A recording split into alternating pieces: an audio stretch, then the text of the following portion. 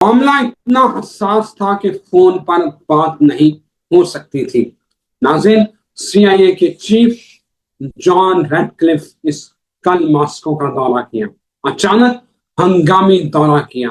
और अब आपको मैं बताऊं कि जो उसामा साहब आपको बताते चले आ रहे थे कि यूरोप के लिए मुश्किल वक्त है, नेटो के लिए मुश्किल वक्त है, हमारे खदशात बिल्कुल दुरुस्त साबित हुए हैं। अमेरिकी अखबार ने भी इसकी तस्दीक कर दी है कि CIA चीफ का दौरा जो अचानक हुआ है वो यूरोप के लिए शदीद खतरा जो था उसको खत्म करने के लिए ये दौरा किया गया है। अमेरिका नेटो ममालिक को बचाना चाहता है, अमेरिका को बचाना चाहता है कि रूस की जंग से इन नेटो ममालिक को बचाया जाए। नाज़रीन, जॉर्डन का मुस्तकबिल शदीद खतरे में है और ये बहुत बड़ी बैन अल-अक़वामी पेशरफ्त है। क्यों दौरा हुआ? आने वाले दिनों में क्या इसके नताइज निकल सकते हैं? क्या रूस इस काम से पीछे हट जाएगा? जानते हैं। तो very famous analyst, business consultant, religious scholar Mohammad Usama Ali इस वक्त भी इन्हीं से जानते हैं, क्योंकि ये मुसलसल आपको बता रहे थे, यूरोपियन को खबरदार कर रहे थे। और ये दौरा जो है उसने हमारे जो बयानिए की ऊपर मोहर सब्त कर दी है। उसामा साहब, क्या अमेरिका नेटो ममालिक को बचा पाएगा, यूरोपियन को बचा पाएगा रूस से? ये जरा बताएं। बिस्मिल्लाहिर्रहमानिर्रहीम, अल्हम्दुलिल्लाहि रब्बिल आलमीन, अल्लाहुम्मा सल्लि अला मुहम्मद व आले मुहम्मद, ला हौला वला कुव्वता इल्ला बिल्लाहिल अलिय्यिल अज़ीम। देखिए, ये आप लोग इसको बड़े गलत अंदाज से सोचते हैं, समझने की कोशिश करते हैं, या जैसा मीडिया आपको दुनिया में, ये खबरों की दुनिया में जिस तरीके से पोज किया जाता है आप उसी को लेने लगते हैं। लेकिन मैं समझता हूँ कि ये इसको ऐसे नहीं लेते, इसको थोड़ा सा पीछे चल के इसको देखते हैं। आपको मैंने बताया था कि यूक्रेन पंचिंग बैग है रशिया के लिए, यूरोप का फेंका हुआ, ताकि वो अपनी सारी पोटेंशियल इस पे लगा दें और जब अधमुआ हो जाए तो हम जाके उसको शिकार करें। सिंपल। अब ये जंग शुरू पहले तो करानी बड़ी मुश्किल थी, फिर ये अल्लाह अल्लाह करके शुरू करवा दी गई, फिर शुरू करवा के एक ही नस्ल थी, एक ही खून है, ये सारे व्लादिमीर ही हैं इधर और उधर। व्लादिमीर ज़ेलेंस्की और व्लादिमीर पुतिन दोनों ही व्लादिमीर ही हैं, समझ रहे हैं? मतलब जहां आपको पता है कि ये जो अपने तो पूजियां कहते हैं, जैसे अपने आम सादा शुगली जबान में कि जी खान ने तो फलाने ने तो वो जैसे इतने चलता है। तो बात यह है कि ये एक ही ब्लड लाइन जो थी उसमें फितना फसाद बर्पा करवा के उनको IMF के नीचे लगा के सारा पूरा प्लान, आज यूरोप ने यूक्रेन को फुल फ्लड जो एड फंडिंग जो कर सकते हैं वो कर रहे हैं, और चाहते ये हैं कि पुतिन प्लस उसका जो रशिया इधर एंगेज रहे, और हम जो बिजनेस कम्युनिटी है वो पब्लिक का पैसा लूटने का तरीका चाहिए होता है। मिसाल के तौर पे टैक्स पेयर्स का पैसा है, उसको कुछ कर नहीं सकते जो स्ट्रॉन्ग जमहूरियत है, तो कोई ना कोई ऐसा बहाना तो चाहिए पैसे फेंकने का और फेंकवाने का और लगाने का, और उसका सिक्योरिटी रिस्क के नाम पे। तो सीज पैसा भी फेंक के अपनी कंपनियों को जिंदा कर रहे हैं। अच्छा बताएं ना, अब यूके की क्या एक्सपोर्ट है इस वक्त? लंदन आपको पता है कि 20 लाख लोग निकल गया जो दुबई आया था। लंदन से लोग निकले थे, दुबई आए थे, दुबई से आगे अगले जहान पता नहीं किधर गए होंगे। अब मेरा ख्याल है सिंगापुर, मलेशिया और इस साइड का रुख होगा इन सब का। तो अब इस बात को समझना बहुत जरूरी है कि यूरोप ने जब यूक्रेन को आगे कर दिया, पूरे अपने पैसा, एक तो पैसा आपको पता है कोई हेलमेट बेच रहा है, कोई मिसाइल उसके ऊपर, सब उसी के ऊपर लोड किए जा रहे हैं। यूक्रेन नेशन को कर्जई कर रहे हैं इमदाद के नाम पे, उधर से अमेरिका इमदाद देता है, उधर से वो अपने बिल पूरे कर लेते हैं। हेलमेट मैंने दिए, मैंने असला दिया, मैंने ये दिया, मैंने वो दिया। ठीक, ज़ेलेंस्की कहता है मुझे टिका के मिसाइल्स दो फिर मैं ठोकूं, फिर आप मांगता भागता फिरता है। वो भागने और मांगने के लिए रखा हुआ है, रोने धोने के लिए। आपने बल्कि वो वीडियो लगाई, उसकी हमने प्रोग्राम किया भी था, यूक्रेनी ऑफिसर का, जो बेचारा कितने दिल गिरफ्तार हो के कह रहा था कि चलना आता और चल ना सके, कैसी बात है। और इसी तरह इक्विपमेंट पड़ाओ और चले ना, تو کیسی بات. تو بات یہ ہے کہ اب وہ وقت آ گیا, آخر اس کی ایک انتہا تھی. آج کل کے اٹیکس جس شدت اختیار کرتے جا رہے ہیں, تو اب لگتا ہے کہ یہ اس لیول پہ بات چلی جائے گی جب رشیا کو بھی یہ ریلائز ہو جائے گا کہ اب جان نہیں چھوٹنے والی, تو بیٹر ہے کہ اصل کی گردن پکڑو. تو وہ جیسے یوکرائن, فرانس, جرمنی کی طرف ہوگا, یہ ان کو سگنل آ گئے. اب یہ سگنل آئے ہیں تو ڈیفینیٹلی آپ کو ایک اور بات بھی یاد کراتا چلوں. جب میں کہتا تھا ایران اور رشیا ایک ہی جنگ لڑ رہے ہیں, تو اب آپ دیکھیں کہ ترکی کے ذریعے شام میں نیٹو کو انوالو کرنا اور ادھر سے ادھر لا کے یہ ڈرانا کہ آپ کے سر پہ جنگ آ گئی. یہ ایک آپ لوگ یوں سمجھنے لگتے ہیں کہ ایک ملک ہے, اس کے لوگ ہیں اور اس کی جو حکومت ہے وہ سارے ایک ہیں. ایسا کچھ نہیں. یہ چند دنیا کے بزنس جو فیملیز ہیں اور چند بزنس وہ آپ اور ہمیں گاجر مولیوں کی طرح کاٹ رہے ہیں, اور ہمارے اب جو ویپنز ہیں یا ویپن انڈسٹری ہے بیسیکلی, یہ اس کے لیے سیلیں لگی ہیں. جتنا مال بکے گا اتنا, کیونکہ آپ کو اس دن بھی میں نے ایک دفعہ اپنے پروگرام میں ذہنی سفر کروایا تھا کہ آپ لوگ ذرا 1 منٹ کے لیے کوئی بھی ملک چلانے کے لیے سوچیں تو صحیح کہ چلانا ہو ملک کو کیا کرنا ہے. تو آپ جب چاول بیچ, پروڈکشن کا سب کچھ کر لو, میزائل جیسا پیسہ کسی میں نہیں ہے, جہاز جیسا کسی میں نہیں ہے جو اس کی پروڈکٹ, کیونکہ کوئی مارکیٹ کی وہ نہیں ہے, کمپٹیشن کی وہ نہیں ہے کوئی نارمل کہ جی اتھوں لے لیں. وہ کہے گا ہماری ٹیکنالوجی تو ہماری ہے, پھر F-35 رفال تو رفال ہی ہے. تو اس نام پہ بکتا ہے, ملینز کمائے جاتے ہیں. یہ ملینز کی انڈسٹری کو اصل میں چلانے کے لیے رکی ہوئی انڈسٹری کو یہ سب ہوا ہے. ورنہ آپ خود سوچے کیوں اسلحہ بنانا تھا, کیوں لڑنا تھا؟ 2 لوگ ہیں آپس میں بیٹھ کے بات کر کے طے کرنے. آج تو تہذیب یافتہ ہو گیا انسان, کیا ابھی بھی جنگل کے دور میں سمجھ رہے ہیں یہ, بلکہ گلوبل ولیج بنانے چلے تھے. تو ایک تو یہ بڑی واضح بات ہے کہ یہ جو بھی معاملہ ہے وہ رکنے کے لیے نہیں ہے, اس نے اگلے فیز میں آنا ہے. اور آپ کا یورپ, آپ کا یہ جو سارا ملک ہے, یہ سارے کے سارے اس جنگ میں آخرکار آ کے رہنے ہیں. بس ان کا مشن یہ تھا کہ رشیا دھموا ہو جائے تھوڑا سا تو پھر ہم سیدھے ہوتے ہیں. تو اب انہوں نے تقریباً جتنے بڑے اٹیک شروع کیے ہیں ابھی یوکرائن نے, تو ان کو پوری امید ہو گئی ہے کہ اب پیوٹن ہماری طرف آیا کہ آیا. تو بس یہ ذری طور پہ تیار ہیں اور تیاری ہو چکی ہے. اور بلکہ میں نے بڑا اسپیشل پروگرام کرنا ہے, آپ مجھے یاد کرائیں, بلکہ ٹائم نکال لیں. ابراہیم اکارڈ اس ٹائم دنیا کے لوگوں کا بڑا ذہنی معمہ رہے گا کہ یہ ہے کیا, کیوں ہے, کیسے ہے, اور ریلیجیسلی کیا یہ ٹھیک ہے یا نہیں, یا روحانی. کیونکہ دوران طواف اس دفعہ میرے دماغ میں یہ چلنے لگ گیا جب میں ابھی جسٹ عمرے پہ تھا تو یہ سب شروع ہو گیا ایک دم سلسلہ جو ہے اس کا. تو اس میں جو اینگلز اور چیزیں نکلی, اب ادھر طواف ہو رہا ہے ادھر سے وہ, تو بڑا ہی میرے لیے حیران کن تھا. میں نے کہا پاؤں میں نے ابھی جس کو ہاتھ لگایا وہ کس کا؟ حضرت ابراہیم علیہ السلام. یہ بنایا کس نے؟ انہوں نے.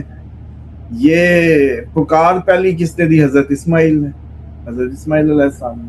عمرہ کرتا زندگی میں وہ اہل بیت علیہ السلام کی روایات میں بیان کیا جاتا ہے کہ کون کتنے عمرے کرے گا, کیسے پتہ ہوتا ہے, کیوں کرتا ہے. تو آپ نے جواب دیا کہ جب حضرت ابراہیم علیہ السلام نے یہ کعبہ تعمیر کیا تھا نا, اس وقت ایک صدا دی تھی, اور حضرت اسماعیل جیسے کہتے ہیں مل کے ایک صدا دی تھی کہ آؤ اللہ کے گھر کی طرف.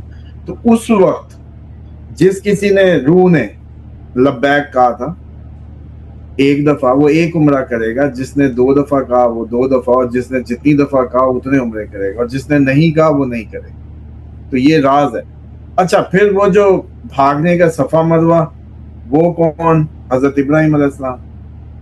مطلب سارے کا سارا مکہ اور اس کی جو میکسیمم جو پریکٹس ہے جو عمرے یا حج کی ہماری ہے کس کے لیے؟ حضرت ابراہیم علیہ السلام کے نقش قدم, ان کی. اس میں ہمارے مسلمانوں کا تو اگر بات کریں تو حضرت علی کی پیدائش کے علاوہ ادھر کوئی ایسی اگر اس سیگمنٹیشن میں دیکھیں تو وہ حضرت علی کی ولادت کا گھر ہے بس. تو اب سوچیں کہ ابراہیم اکارڈ کی بات ہونا مسلمانوں کے لیے کوئی غلط اچھوتی بات نہیں ہے، لیکن لگ ایسے رہا ہے کہ اس کو دیا کسی غلط ہاتھ میں جا رہا ہے تاکہ مسلمان کل کو دنیا امن کی طرف اگر چلی جائے تو کئی ابراہیم کے نام پہ کٹھے نہ ہو جائے. تو شیطان کیا کر رہا ہے، پہلے ہی اس کو سامنے لا کے گندے ہاتھوں میں دے کے وہ آگے آنے والے پناہ کی جگہ یا امن کا ذریعہ اس کو ختم کرنا چاہتا ہے. یہ ہے راز اس کے پیچھے. کیونکہ آپ خود سوچیں کہ ہر کوئی سوچتا ہے کہ یہ جنگ جو شروع ہوگی 2 بندے مارنے ختم ہو جائے گی، اگر اس کو آپ نے مذہبی یا نسلی رنگ دے دیا پھر کہاں ختم ہوگی، پھر تو چلتی رہے گی. پھر اس کو ختم کرنے کے لیے کوئی دنیا میں ٹول یا اصول ہوگا. تو امن جب عرب میں آیا تھا تو اللہ نے کہا بھئی یہ میں نے ان کو جیسے کہتے ہیں نا اسلام کا پیغام دیا، سلامتی کا پیغام دیا، ان کو بھائی بھائی کر دیا، مواخات مدینہ ہمارے سامنے ہے، تو ایک رہنا ہونا سکھا دیا جو بڑا مشکل تھا. تو یہ ایک ہو گئے، کسی عربی کو کسی اجمی پہ کوئی فوقیت نہیں ہے، جیسے ہم نے کل بھی بات کی. تو ایک کنسپٹ تھا.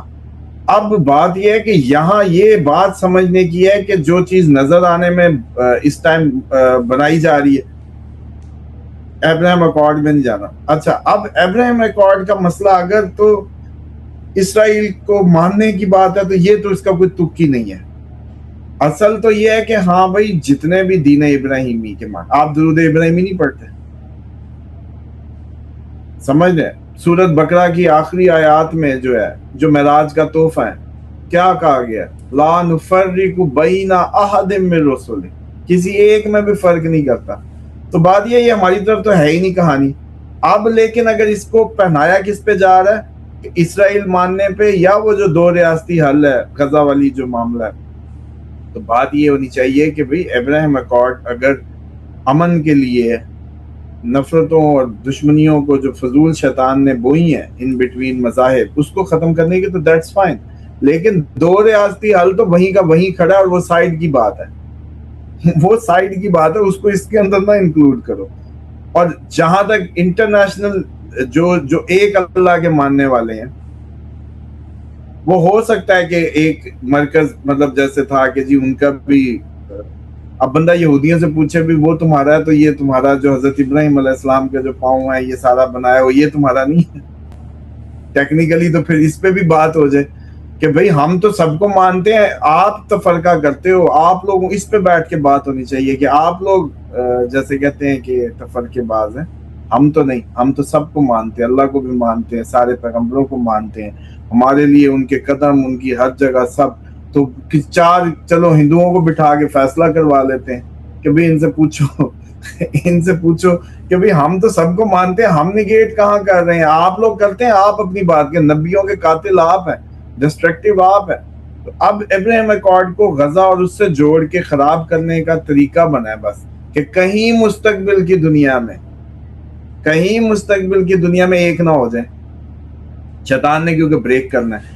جب حضرت عیسیٰ علیہ السلام کا نزول ہونا ہے امام مہدی علیہ السلام کے ساتھ، تو اس وقت کیا ہونا ہے؟ کرسچن مسلم ایک ہونا ہے.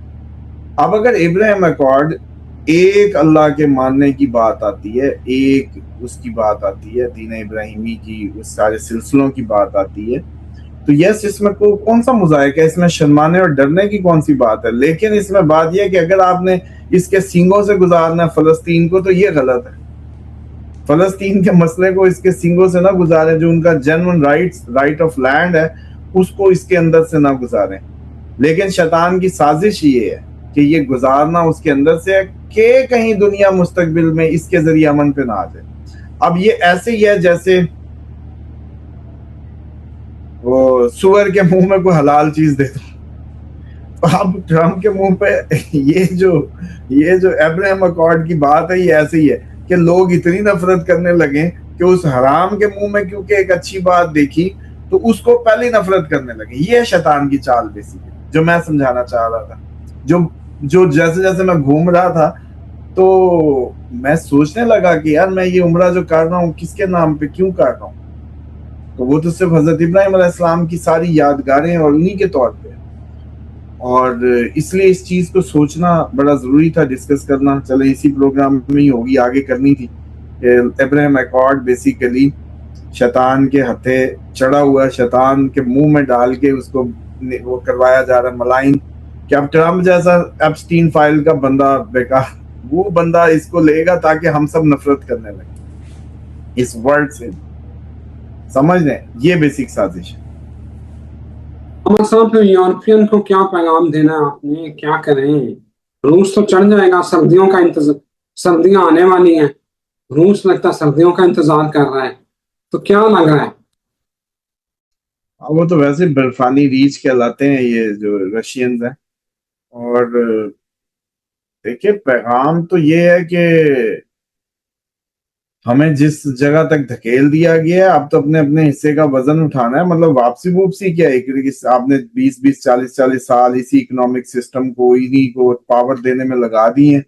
अब फटे खींचने का वक्त है, दिसंबर तक सब ने गिरना गिराना है, ऐसी हरकतें होनी है, हुकूमतों के सवाल हैं, चीजें ब्रेक होने की तरफ जा रही हैं।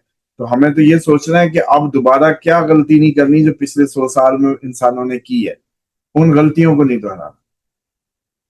और यूरोप के लिए बिल्कुल टफ है, एनर्जी क्राइसिस जिस तरीके से बढ़ता चला जा रहा है, चीजें हो रही हैं।